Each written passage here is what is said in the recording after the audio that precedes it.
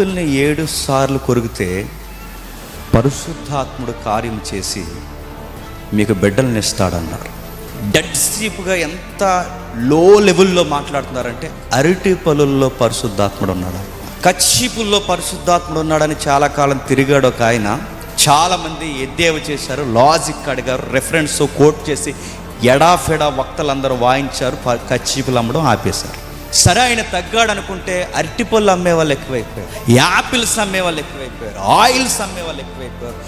ఈ దురాగతం అంతా, ఈ యొక్క భయంకరమైన వ్యాపారం అంతా అలజడి క్రైస్తవులు ఒక వేవులా ఎవరి మీద స్టార్ట్ అయిందంటే పరిశుద్ధాత్ముడు. ఈ కల్ట్ ప్రీచర్స్ అందరూ మెజారిటీ ప్రజెంటేషన్ ఎవరిని పూజ చేస్తారంటే పరిశుద్ధాత్మ. అక్కడి వరకు ఎందుకండి? 5-6 సంవత్సరాలు, 10 సంవత్సరాలు, 15 సంవత్సరాలు, 20, 30, 40 సంవత్సరాలు సంఘానికి వచ్చిన వారికి కూడా పరిశుద్ధాత్ముడు అనగానే వాళ్ళ దగ్గర ఉన్న ఆన్సర్ ఏంటో తెలుసా? అద్భుతాలే పరిశుద్ధాత్ముడు అనుకుని అక్కడితోనే ఆపేశారు.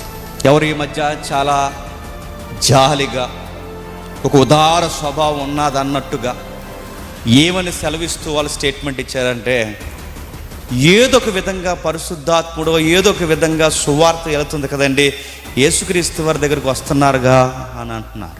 నేను ఒక మాట అడుగుతున్నాను, చెప్పండి, ఏదో ఒక విధంగా తీసుకొచ్చే వాళ్ళు యేసుక్రీస్తు వారి దగ్గరికి అని బైబిల్ చెప్పిందా? అలా కుదురుద్దా? అలా నిలబడతారా? అద్భుతాల వలన యేసుక్రీస్తు